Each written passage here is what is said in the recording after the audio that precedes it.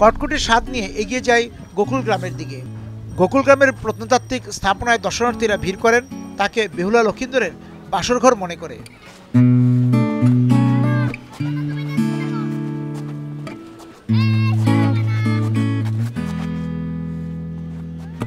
গবেষকদের মতে বেহুলার বাসরঘর একটি অকল্পনীয় মনুমেন্ট। এই মনুমেন্ট 809 থেকে 847 খ্রিস্টাব্দে দেবপাল নির্মিত একটি বৌদ্ধ মঠ।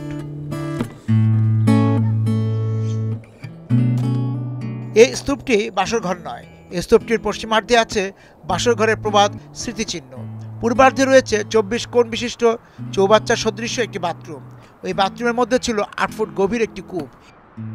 এখানে দর্শনার্থীরা আসছেন, কিন্তু তারা আসলে কতটা জেনে আসছেন, এখান থেকে কি নিয়ে যাচ্ছেন? শুধু বাহ্যিক সৌন্দর্য নিয়ে যাচ্ছেন, নাকি পুরাকীর্তির যে অতীত ইতিহাসটা সেটার সঙ্গে নিজে থেকে কতটা যুক্ত করছেন? এই পুণ্ড্রবর্ধন অঞ্চলের সম্পর্কে তারা জেনে যাচ্ছে কিনা? গোকুলমেদ প্রত্নস্থলটা রাজশাহী বিভাগীয় অঞ্চলের নিয়ন্ত্রণাধীন একটা প্রতিষ্ঠান, যেটা পুণ্ড্রবর্ধনের ধ্বংসাবশেষ। এটা আসলে মূলত বেহুলা লক্ষিন্দরের বাসরঘর হিসাবে বহুল প্রচলিত হইলেও আর্কিওলজিক্যাল কোনো এভিডেন্স নাই। এগুলো 6ষ্ঠ থেকে 7ম শতাব্দীর মধ্যে নির্মিত বৌদ্ধ ধর্মাবলম্বী এবং হিন্দু ধর্মাবলম্বীদের উপাসনালয় ধ্বংসাবশেষ, যা 1934 থেকে 1936 সাল পর্যন্ত প্রত্নতাত্ত্বিক উৎখননের ফলে এই 172টা বদ্ধ প্রকোষ্ঠের সমন্বয় এই ধ্বংসাবশেষে উন্মোচিত হয়েছে। আসলে আপনি কি মনে করেন যে এই যে অনেক দূর দূরান্ত থেকে আসছে, একদম তাদের তুষ্ট হয়ে যাওয়ার মতো আয়োজন আছে কিনা? আসলে আমাদের কিছুটা সীমাবদ্ধ রয়ে গেছে। প্রত্নস্থলে এসে ভালো রেস্টুরেন্ট খুঁজে, অনেক খাবার দাবারের একটা খুঁজে, যেটা প্রত্নস্থলের বা প্রত্নতত্ত্বের সহিত সেটা সংশ্লিষ্টতা নেই, কারণ এর আশেপাশে বা ভিতরে রেস্টুরেন্ট করার কোনো সুযোগ নেই। তারপরেও দর্শনার্থীরা এসে এই যে অবয়বটুকু দেখে বা 1400-1500 বছর আগেকার ইটের গাঁথনিগুলো দেখে, এতে দেখে অনেকটাই সন্তুষ্ট বলেই মনে হয় তাদের কাছে। আমার মনে হয় প্রত্নতত্ত্বের আশপাশে তো যে এলাকাটা আছে সেটা প্রত্নতত্ত্ব বান্ধবভাবে গড়ে উঠছে কিনা, কারণ নাহলে তো অনেক সময় ক্ষতিগ্রস্ত হয়, পরিবেশের হুমকির মুখে আছে কিনা।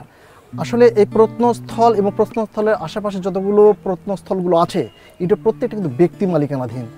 আমরা যখন তাদের বংশবৃদ্ধি হচ্ছে, তাদের স্ত্রী পরিবার বা যখন বাড়াচ্ছে, তারা রাতের আধারে বাড়িঘর নির্মাণ করছে। কিছুটা তাদের বুঝিয়ে বলি প্রত্নস্থল নষ্ট করা যাবে না, এগুলোকে এটা আমাদের সংরক্ষণ করতে হবে এবং ভবিষ্যৎ প্রজন্মকে আরও জানাতে হবে। এটা হিসাবে আমরা এখন কাজ করে যাচ্ছি।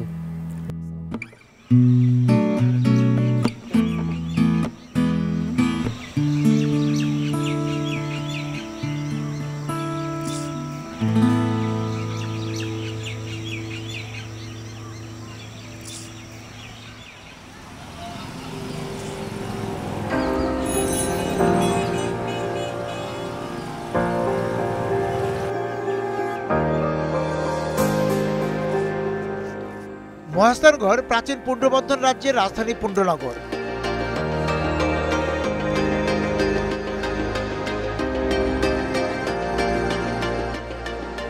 এটি 3য় খ্রিস্টপূর্বাব্দ থেকে 15দশ খ্রিস্টাব্দ পর্যন্ত পর্যায়ক্রমে মৌর্য, শুঙ্গ, গুপ্ত, পাল, সেন প্রভৃতি বৌদ্ধ ও হিন্দু রাজবংশের রাজত্বের রাজধানী ও শাসন কেন্দ্র ছিল। আর এই কারণেই মহাস্থানগড় একটি অন্যতম প্রাচীন পুরাকীর্তি।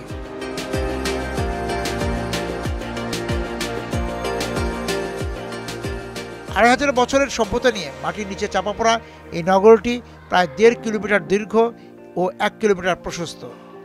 এখানে যে দর্শনার্থীরা আসছেন, অনেক শিক্ষার্থীরা আসেন হয়তো গবেষণা করে, সেখানে পুণ্ড্রবর্ধনকে আমরা কতটা উপস্থাপন করতে পারছি প্রত্নতাত্ত্বিক বিভাগের পক্ষ থেকে? আমাদের যে স্টুডেন্ট বা যদি কোনো ইসে আসে, তো আমরা নিজেরাই গাইড করি, যদি তারা গাইড চান।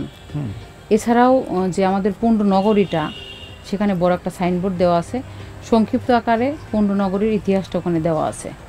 আর যে অ্যান্টিকুইটিসগুলো জাদুঘরে আছে, সেগুলো তো জাদুঘরের নিচে কোথা থেকে পাওয়া সাল উল্লেখ করে দেওয়া আছে।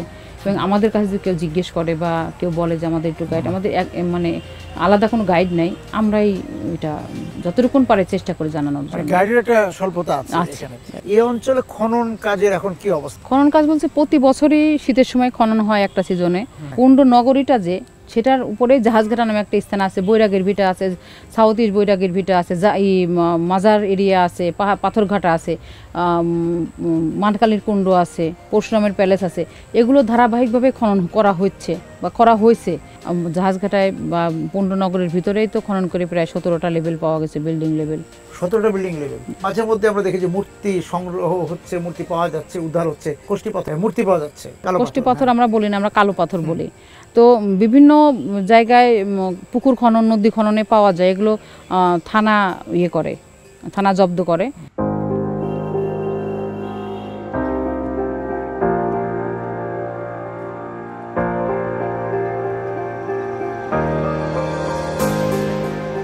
করতোয়া, তার যে রূপ আমার স্মৃতির হ্রদে, সেখানে শ্যাওলা পড়েছে। করতোয়ার জল আমার করতলের সীমানার বাইরে, তবু যেতে চাই তার কাছে। যাব করতোয়া পেরিয়ে মহানন্দার জলধ্বনি শুনতে পাই।